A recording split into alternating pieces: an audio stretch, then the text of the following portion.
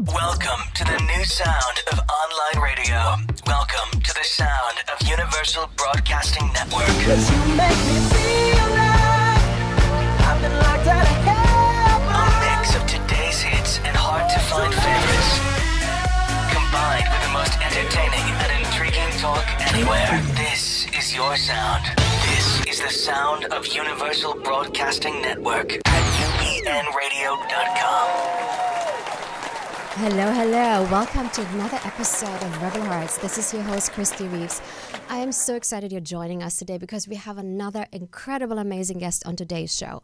And as you know, Rebel Hearts is all about conversation with change makers, paradigm shifters, innovators, pioneers, people who push the human consciousness in order to create a better tomorrow. So we're here to inspire you and empower you to become the change that you want to see in the world. And it's the third Wednesday of the month, so it is our Health Wisdom Wednesday. And as you know, I created the Health Wisdom Wednesday in order to empower you to take charge of your health and learn as much as you can about how the body works and what is out there for you to either become healthy and stay healthy. And if you watched one of our recent Health Wisdom Wednesdays, it was actually Healthy Snow, who's the founder of Golden Ratio Products, who was on the show a couple of months ago, who said to me when we were talking about the content and talking about the miracle and sciences of water, and he said to me, Kristie, healthy people cannot be empowered. We need to get people healthy in order for them to feel empowered.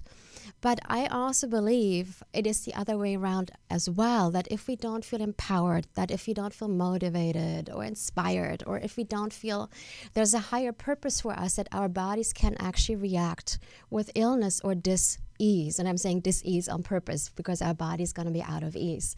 So I'm so excited to introduce today's guest because he is all about empowering you and finding your purpose and becoming your own health hero.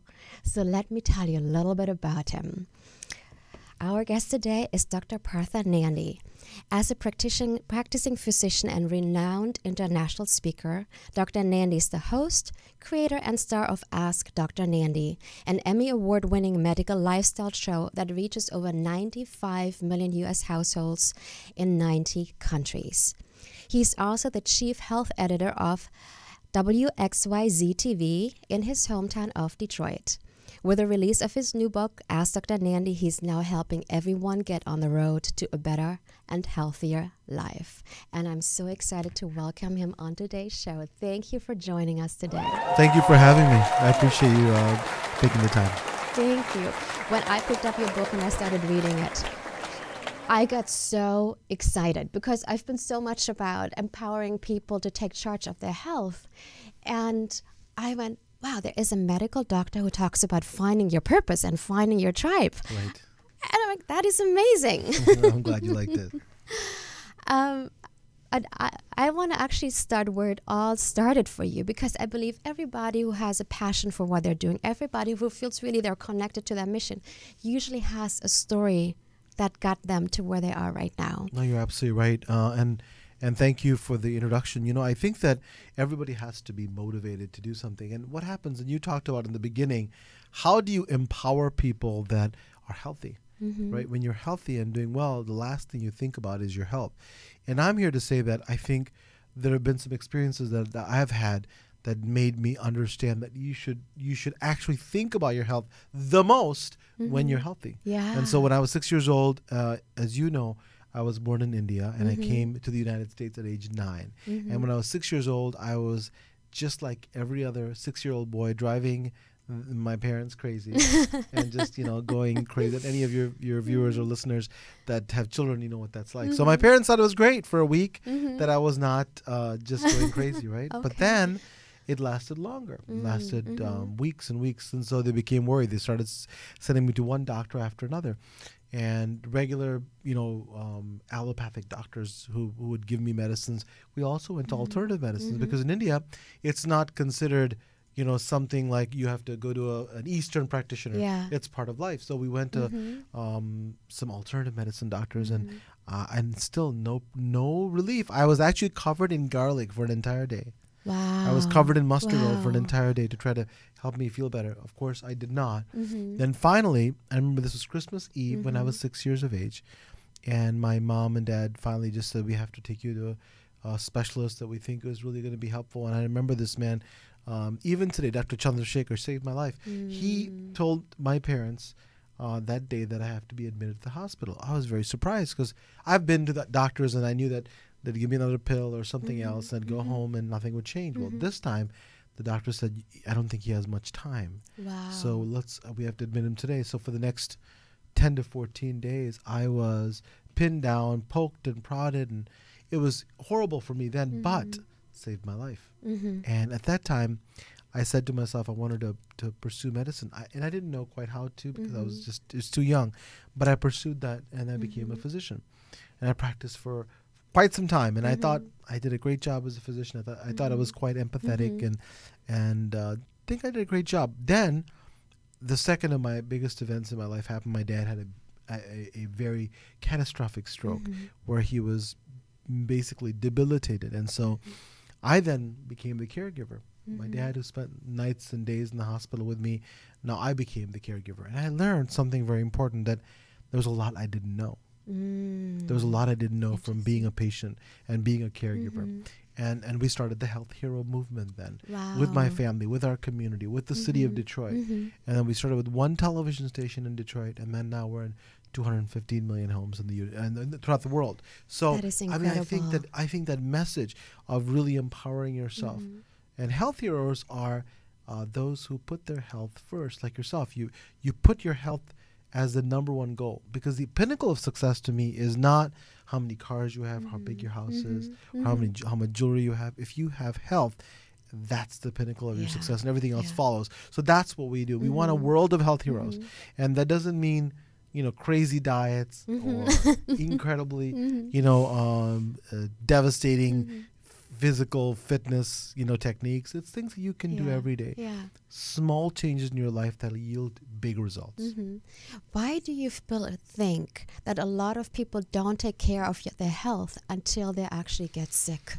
Because really, I'll tell you, nobody teaches them. It's all about what you're taught, right? So somebody asked me on an interview recently, what's the most successful thing that's happened since your book is released? And I said, the most important and exciting thing has happened when we were on the plane with my 3-year-old son. My 3-year-old son told me he had a bag of, not a bag, but he had some cookies that they gave him on the plane. He looked at me and says, is this healthy? Wow. So a 3-year-old, because he learned from us that, that things that are healthy are important. So at even a young age, he realized that. Imagine when he's a teenager. Imagine in his 20s and 30s, he'll embody that spirit. So I think that mainly people are not taught that. The second thing is that I also think lots of people feel that, I've heard this a lot, like, I just have a body like this, or I am not smart enough because that's just who I am. I do this well, but not that well. We often think that we are our genes. Yes. That we are, our destiny is already almost forecast for us. It's already made for us. And I'm here to tell you that it's absolutely not true. There is, of course, a genetic component, right? But what you do with your life, specifically the movement from your hand to your mouth, is so critical. The movement from your hand to your mouth, what you put in your intestinal tract, is so very important. If you put crap in, you're going to get crap out. People expect flowers to come out when they're putting in, manure. So we have to realize that we can change some of the genes that we actually have, and it's called epigenetics. So you can actually change the gene products by how you behave, what kind of community you have. My patients come to me and they say, I don't know what's wrong, doc. I've done everything right and nothing's changing. And I tell them, so tell me about it. They tell me, well, I went on this diet and then I work out, 45 minutes a day, and I still can't seem to get ahead of things. Well, imagine they're in a toxic environment with their mind and their spirit. They're not fulfilled.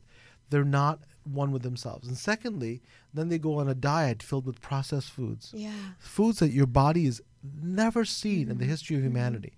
That it's 15-syllable words we don't even know how to pronounce. The third thing is then you take that toxic body that's being bombarded with foreign material, and then you beat it to exhaustion. And so how can you succeed? You have to do it within your own system. You have to allow your body to heal. You allow your body to be in equilibrium. It will do it for you, but you have to get out of its way. And that's the key. I think a lot of people don't know that. Nobody's told them that. And it's people like yourself who are, empowering them by giving them information that really how they can get that.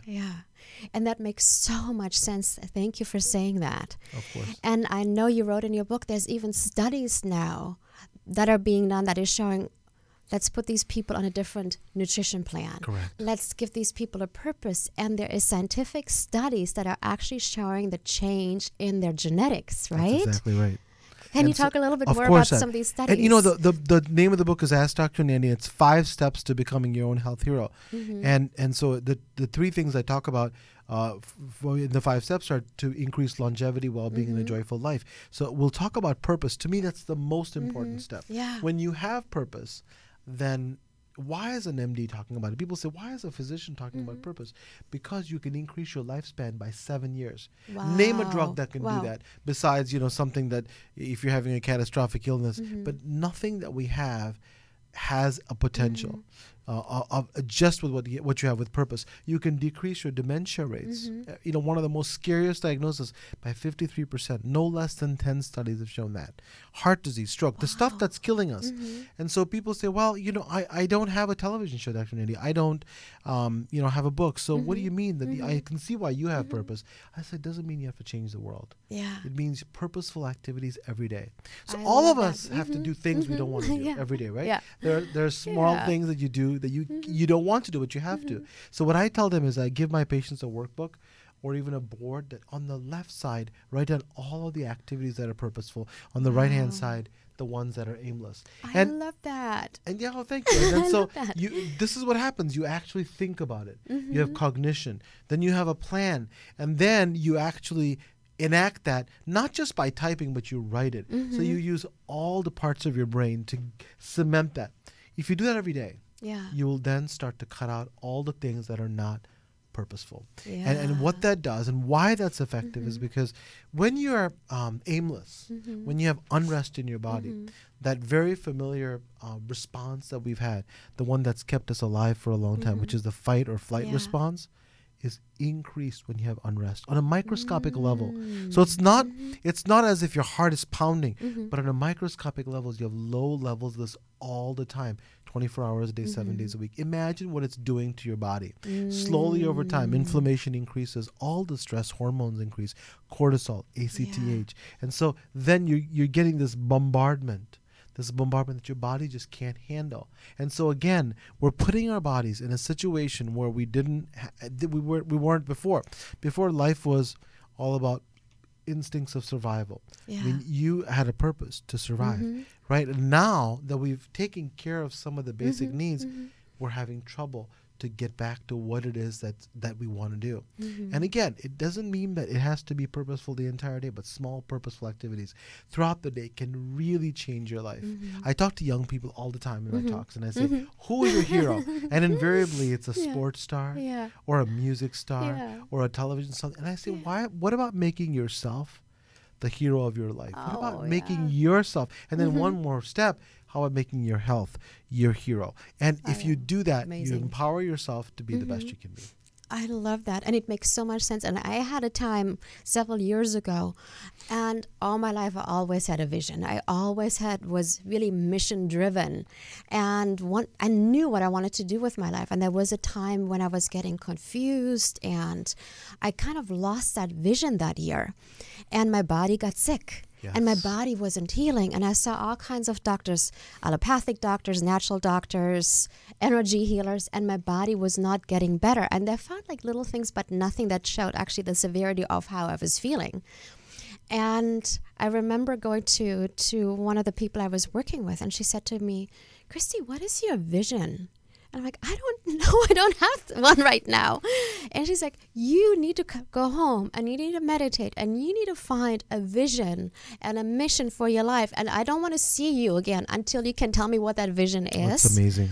And she's like, unless you find that, your body will stay sick. And she sent me home. And I really wanted to have another session, so I just made something up when I came the next time.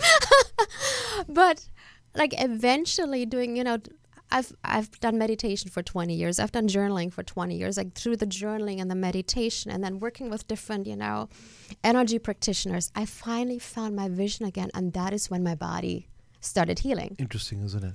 Yeah. It is so amazing what purposeful living can do for you. And then the really important thing you talked about was mindfulness, and you've been meditating for 20 years. Many of us don't even know what meditation means. Yeah. Most of my patients, when I tell them meditation, they go, Doc, please give me something real.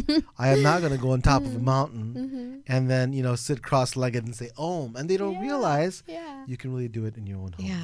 And how much it can change your life. A story I tell a lot of people that don't know about meditation and mindfulness is Michael Jordan is everybody throughout the world, I think, knows who he is, best basketball player ever. He was a prolific scorer, great athlete. Then he had a coach named Phil Jackson. And the first year Phil, I think, met him, he said that, I'd like you to, here's a book to read, and I want you to learn about meditation. And Michael rejected it. He didn't say, listen, I want to just score, and I can do it. Just give me more people. Then when he didn't win, he went back, and he learned about meditation. He learned about mindfulness. He learned, and books about how spirituality improves your life. Won championship number 1, 2, 3, 4, 5. I believe he won 5. Maybe 6 championships. Wow. But the key is that it's for achievement of purpose for him. It's achievement in athletics. But for us, it can actually change the game in your health. When you are mindful, when you meditate, again, the same fight or flight response. It's about inflammation. It's about stress. I think that's the key compound of health and what's happening in the Western world. So when you do, you don't have to meditate if you don't want to. You don't have to do mindfulness. Just pray. If you want to pray, go do Tai Chi if you want to Tai Chi, do yoga, whatever it is. But understand that the universe is a part of you and you're a part of it, and that you can at least concentrate on something besides your problems for that minute, for that second. And I often ask my patients, and as you do as well, I'm sure, about teaching them meditation. I said, just concentrate on your breath. And I tell them I give you tools about watching that breath, but it's not to just follow your breath. Yeah. When you concentrate on your breath, guess what you don't do? You don't concentrate on all that noise that's there constantly, all the toxicity. I mean, people, when you tell people to get into a room that's full of chemical smog, they'll say, I don't want to go there. But yet they spend their lives in the same toxic environment in their mind continuously because they can't see it. But what this does, when you have mindfulness, when you cultivate the mind, which is one of my steps in the book, I teach people how to do that simply, that you can do it every day. And then when I tell my patients, just give me 5 minutes. Yeah. 5 minutes, and will change your life. 5 minutes on each of the 5 pillars that I have, less than 30 minutes a day, doesn't have to be continuously, it will change your life. And almost always, I don't think I had anybody come back and tell me that I was a liar. So, so which is all good. And that's the key, if you have to be able to show them simple, practical ways. Because if it's difficult, listen, a lot of books are written to be difficult. Yeah. You get one piece of advice, and then if you call today, you'll get a spatula that can make your food tasty. But wait, today it just goes on. And it's a formula of unrealistic expectations so that you continue in the economic model. What I would rather do is have all these people understand, when they become health heroes, how simple it is. South Korean women are living to an average life expectancy of 90 without going to a fancy gym, without buying fancy food, without doing a fancy workout. Why is that? Because what we embody and what you're talking about in your shows, they do every day. Yeah. And so if we can get that secret, it's all within us. Every cell in your body is on your side. And we forget that.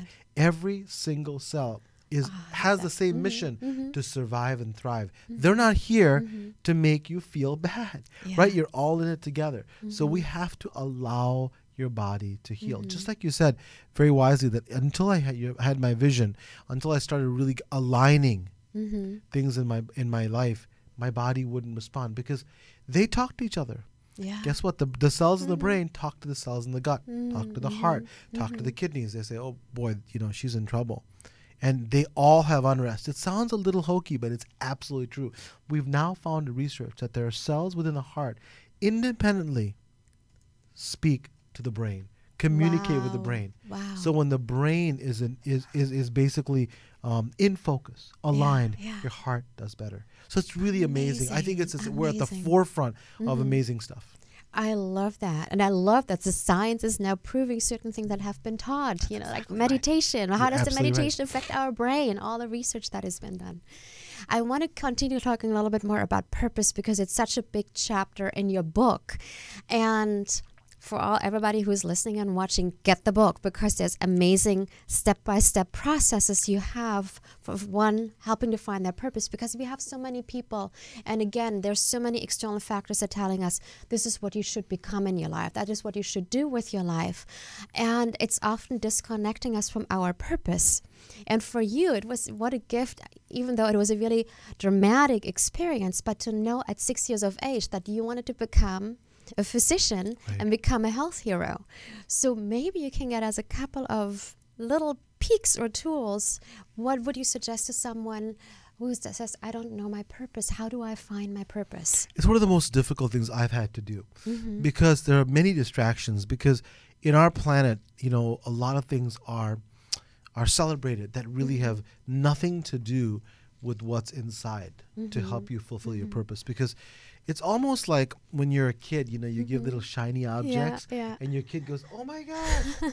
And in your life, what's happening is there's so many shiny objects that come through. So you have to really focus and say to yourself, what is it that makes me happy? What is it that makes me fulfilled? What is it that gives me purpose? When I do it, it doesn't feel like work, or it doesn't feel like something that I have to do. Whether it's volunteering once a week with your community center, whether it's just even looking at old records. And so what you want to do is find out what really makes you happy and fulfilled. And then make journal notes like you talked about. Write it down. Because when you write it down, it really sticks.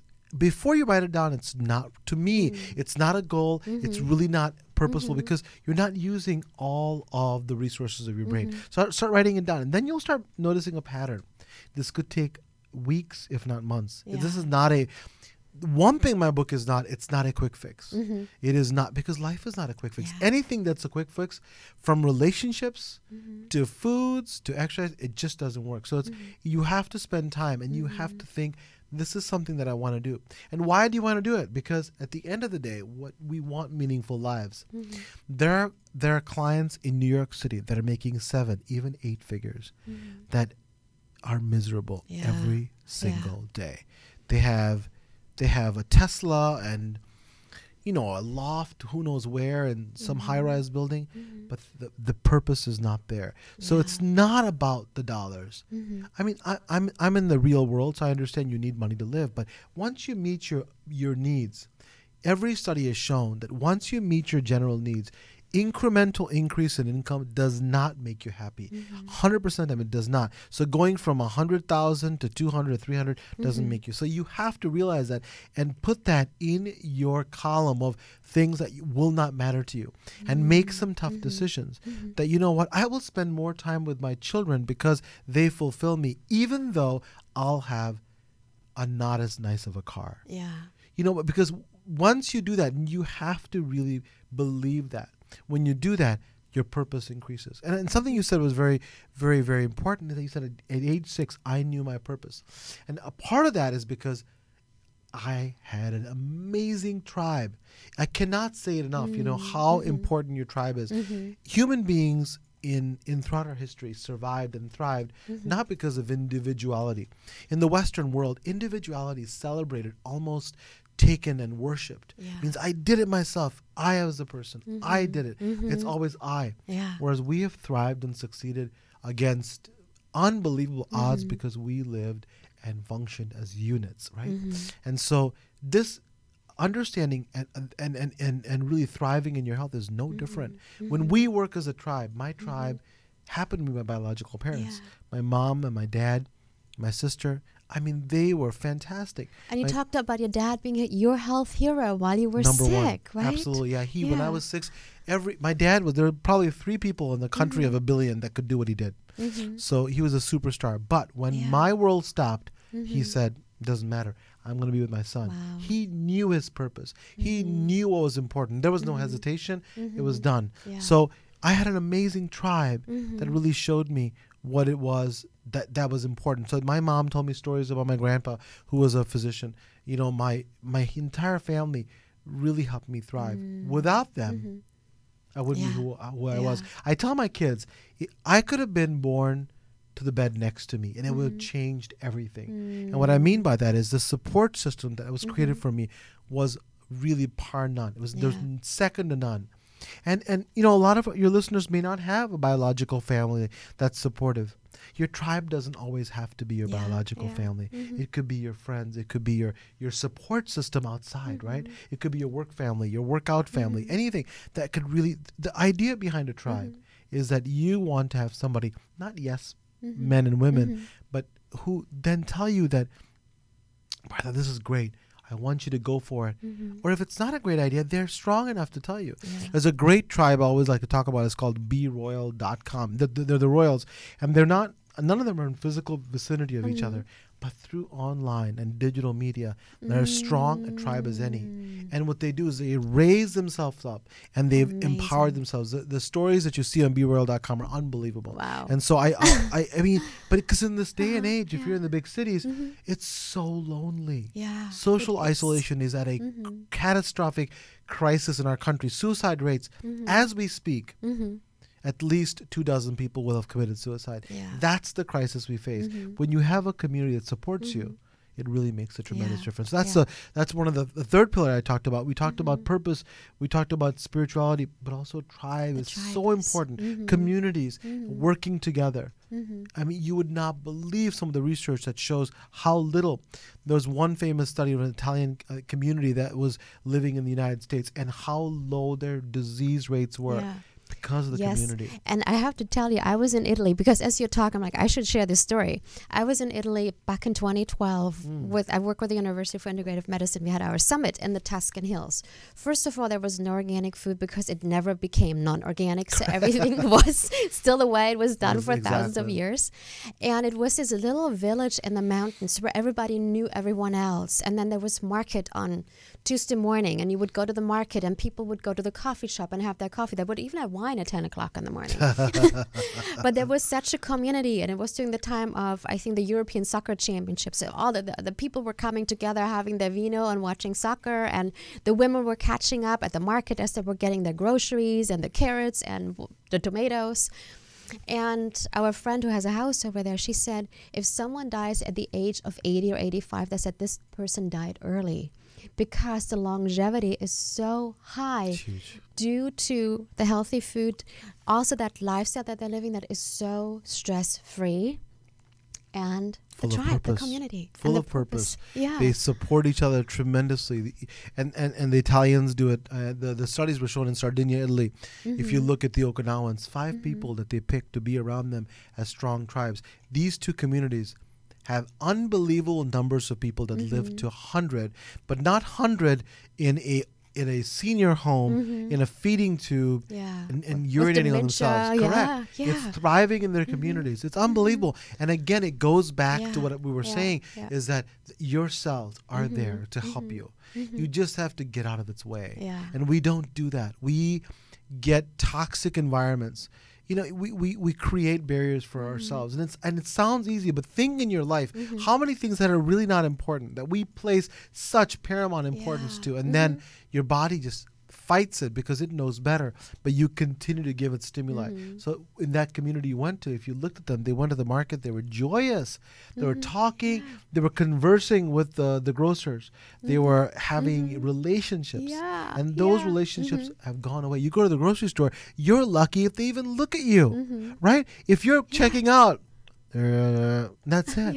And instead, it's like, how's your kids? Here it is. And it's fresh fruits and vegetables. So you have the unbelievable combination of great food, great community, and like you talked about, decreased stress, but a purposeful life. You know, purposeful life. And guess what they're doing? They're constantly moving, which is the 4th pillar. You've got to constantly move. A story I always tell my patients is vulture watching. One of my favorite hobbies as I do my practice is vulture watching. So I practice in this building, and next to it is a big gym. You know, it's in the United States, and this giant gym where 1,000 people can come. I always enjoy watching the vultures. By that I mean the cars that circle the parking lot again and again to find the closest place to the entrance of the gym. Because it is not time for me to work out. If someone could carry them physically and take them to their treadmill, that would be the ultimate.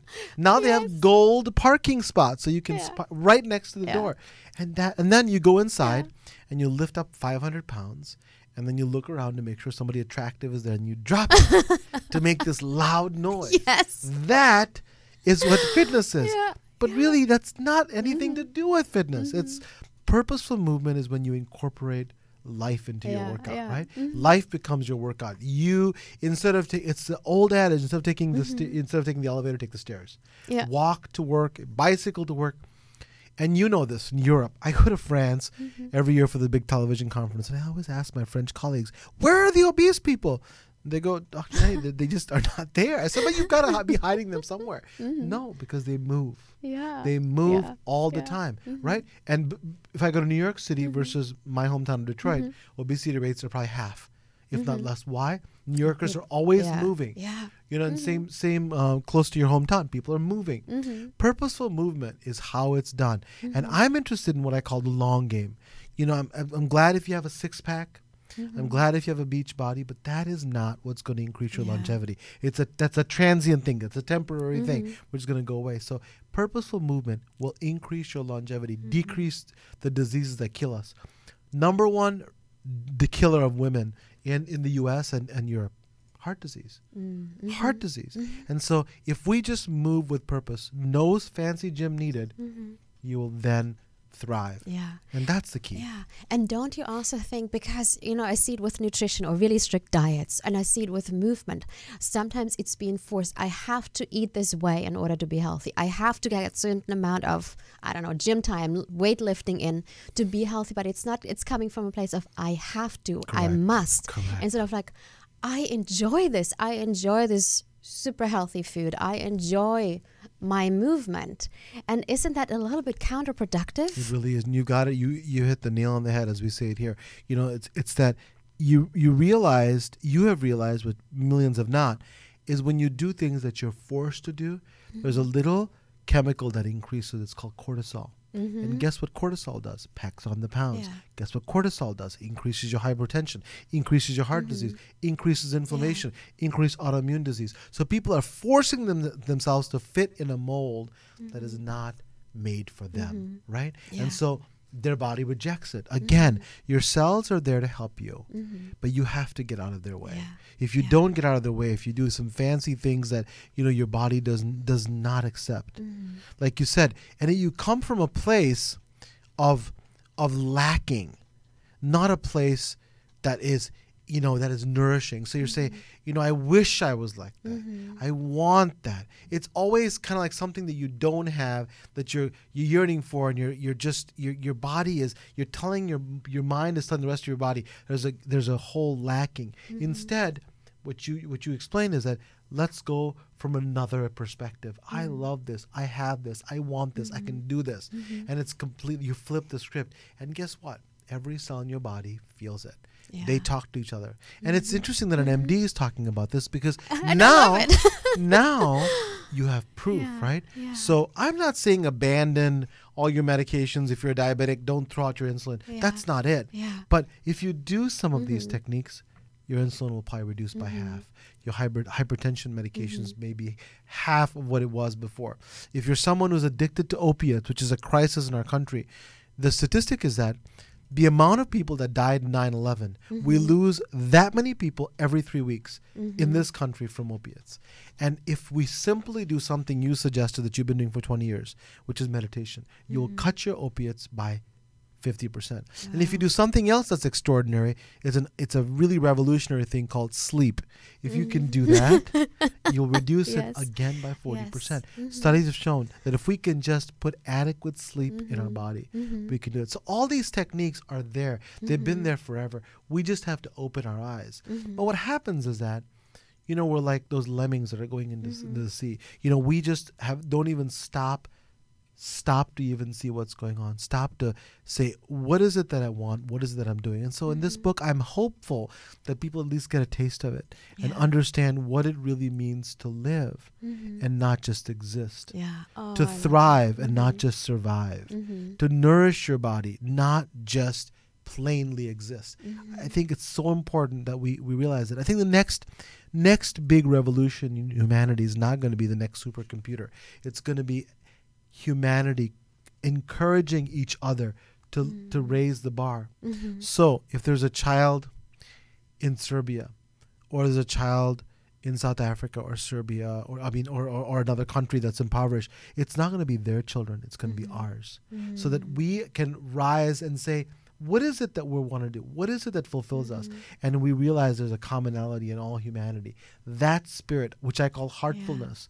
Heartfulness meditation is this heart-centered meditation that's going to actually raise us to the next level. That is where we're going, in my opinion. Technology is great, but only gets you to a certain level.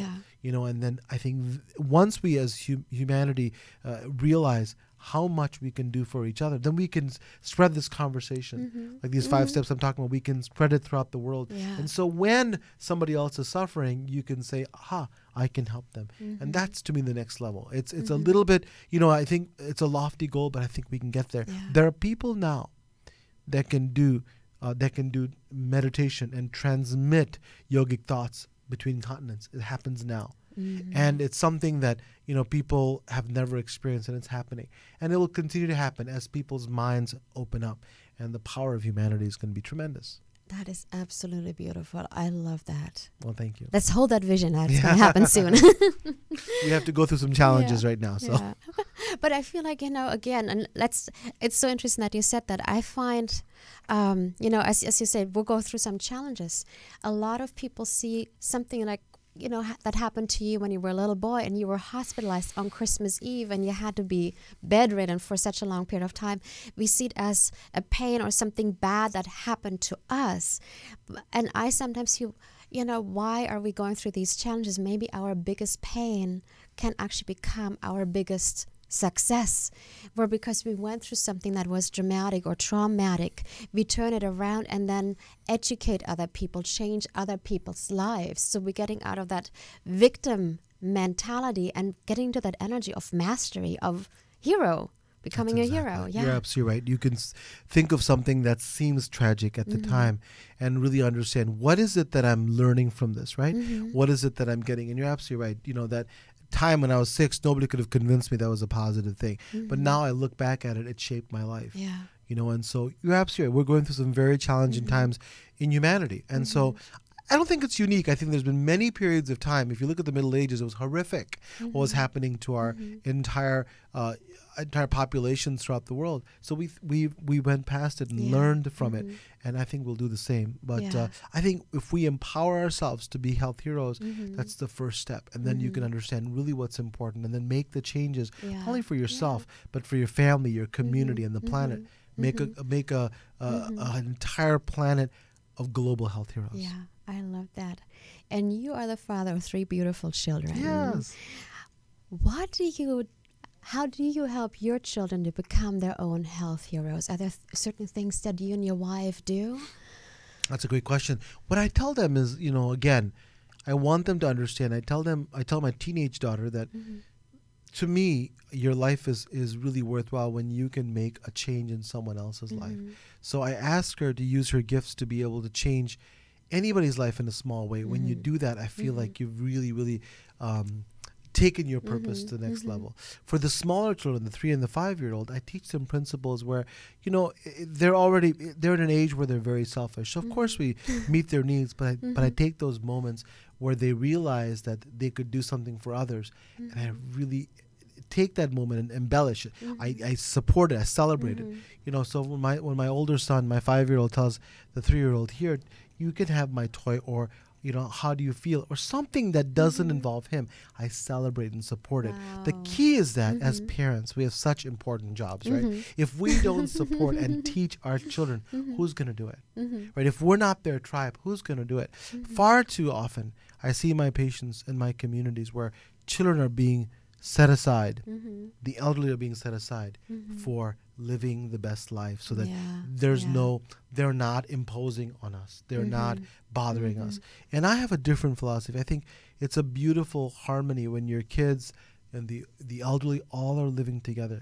That is how we thrived as a community, looking at the wisdom of the elder and the youngest members of family understanding from the older members. That's gone away. With our technology or an economic freedom, people have become nuclear they've become families that are just one small unit. So what I try to do is I try to teach my children to learn from their grandmother. I teach my children how to learn from their community. So small things, you know, nothing's perfect, right? Because they're so young, but I ask them to really understand what's healthy.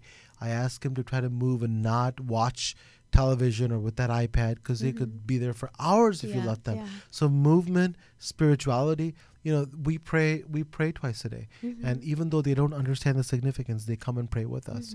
And so they understand spirituality. We give them a sense of community and we have them move. And I'm trying to give them small senses of purpose, especially the teenager, because she's old enough. So, you know, we have to do a better job, and, you know, by one by one with our children, because they're our future. Exactly. We can change the way by changing the way we raise our children, right? That's exactly right.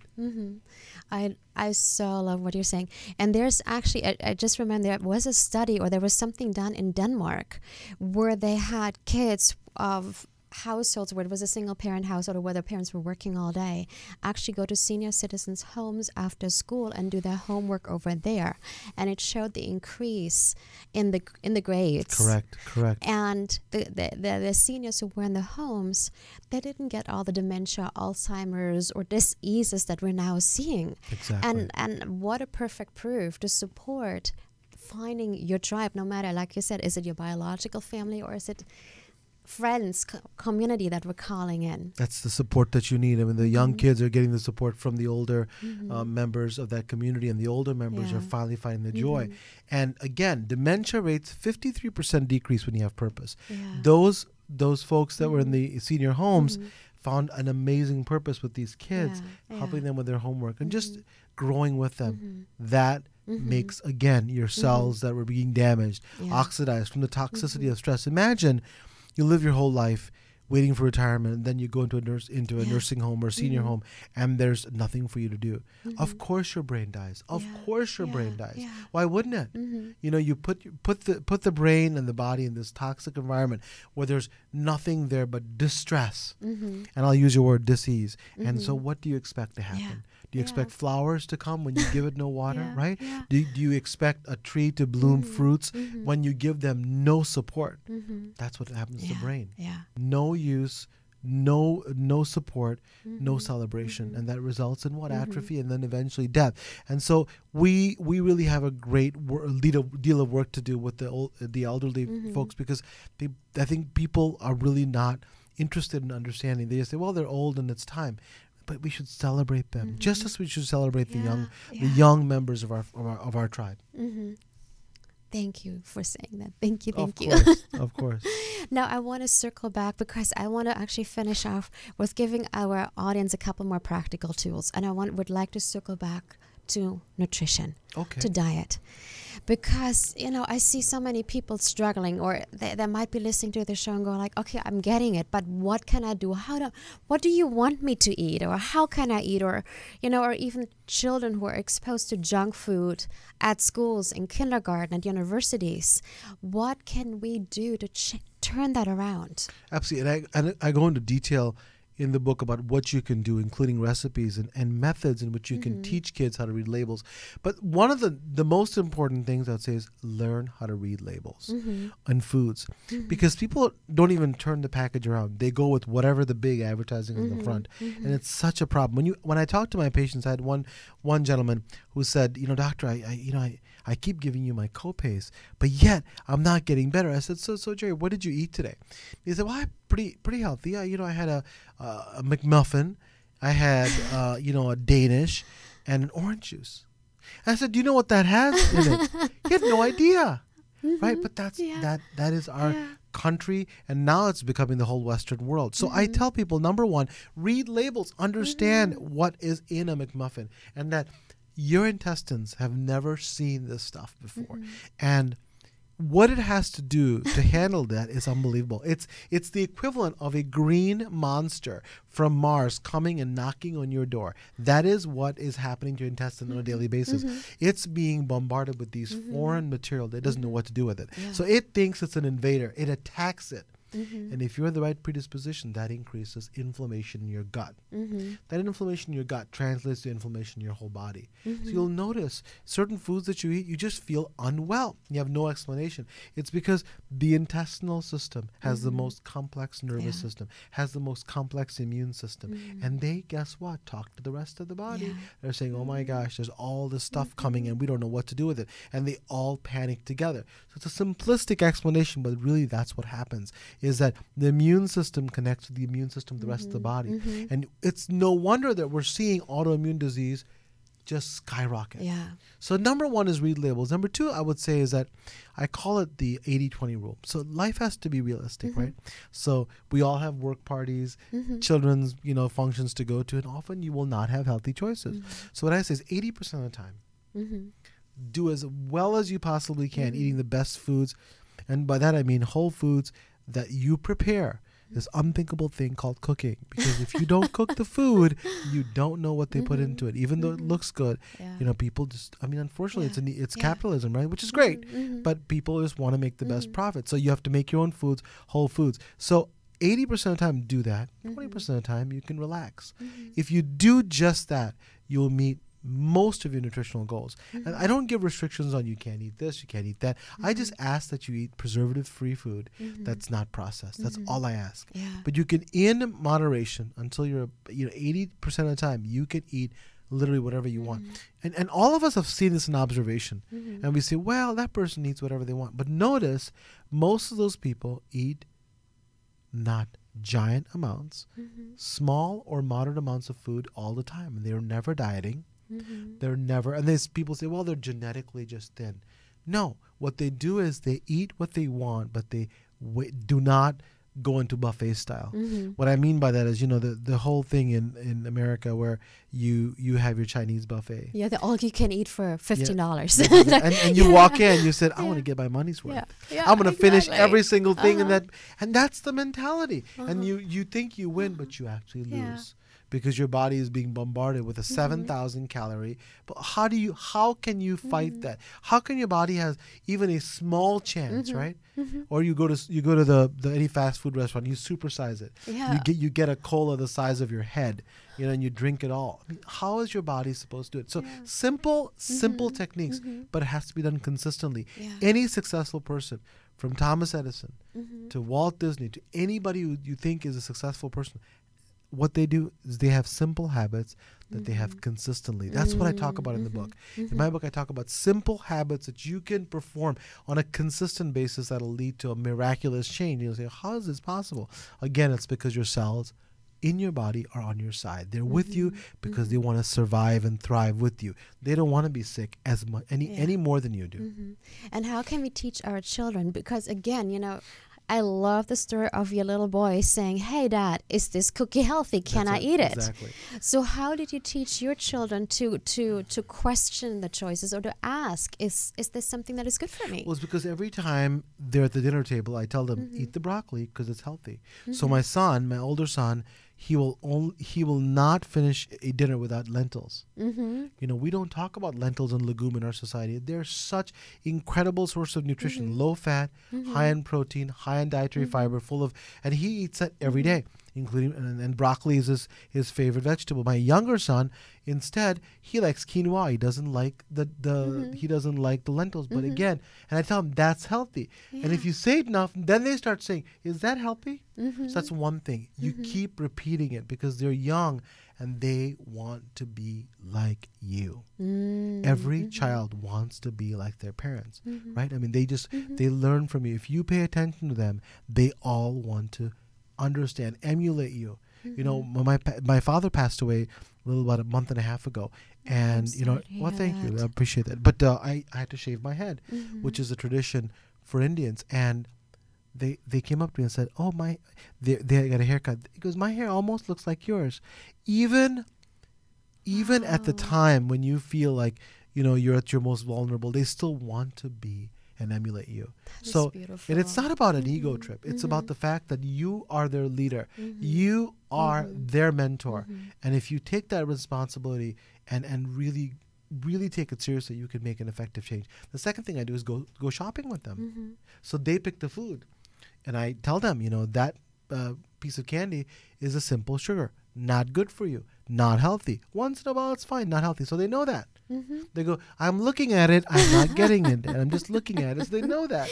But they know the broccoli comes in. They know that the celery comes in. They know the radish. They know that because that's what they know. They don't know another perception. They don't know another reality. Now, when they go out and they're going to be eating with their friends, then they'll take the knowledge we give them and make choices. That's beautiful to me. Amazing. When you give your children the knowledge and then they make informed decisions. That's what it's all about. And charity starts at home. I don't ever ask anybody to do anything that I don't ask my family to do. You have to be able to take that same advice and do it yourself. If you can't, then you shouldn't give it. Yeah. I love that. Thank you so much. Oh, my pleasure. And before we're wrapping up over here, because I'm getting the sign, we have a few more minutes. What I would love for you to share is, because so much of your message is find your purpose, live your passion. What is it?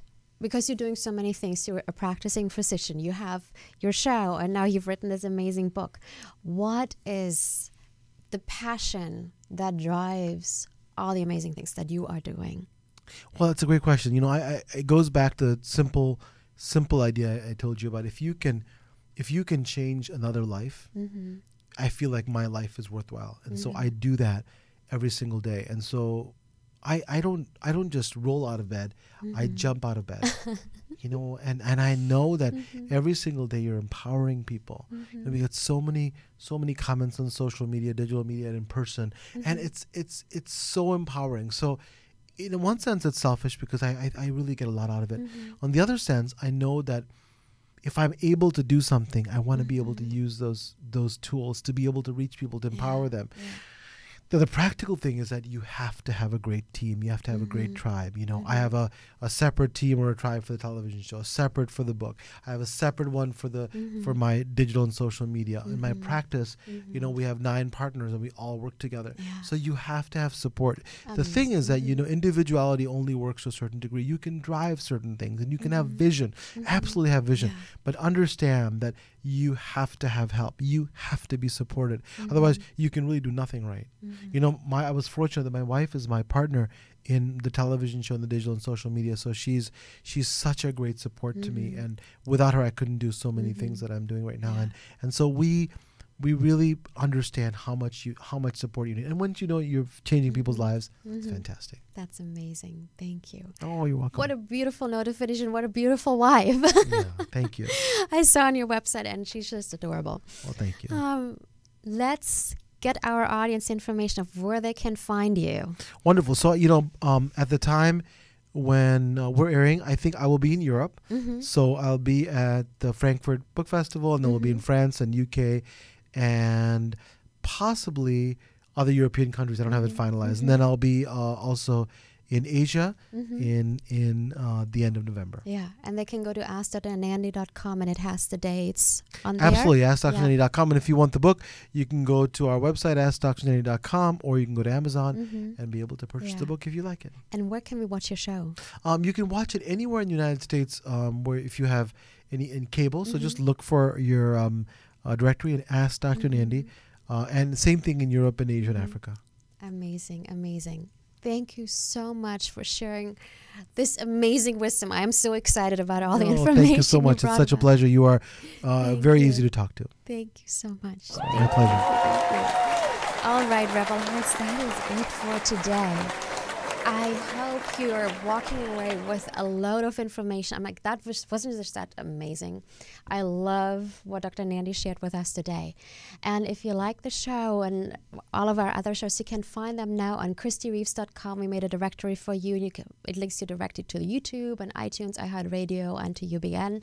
So you can watch them as a podcast over there.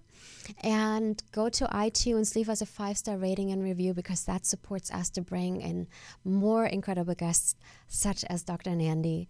And we'll see you next Wednesday, 3 p.m. Pacific. And remember to rebel on. In the future, talk radio will actually educate, inspire, and make you think. The future is now. Topics and music that affect your life from Universal Broadcasting Network. Tune in at ubnradio.com.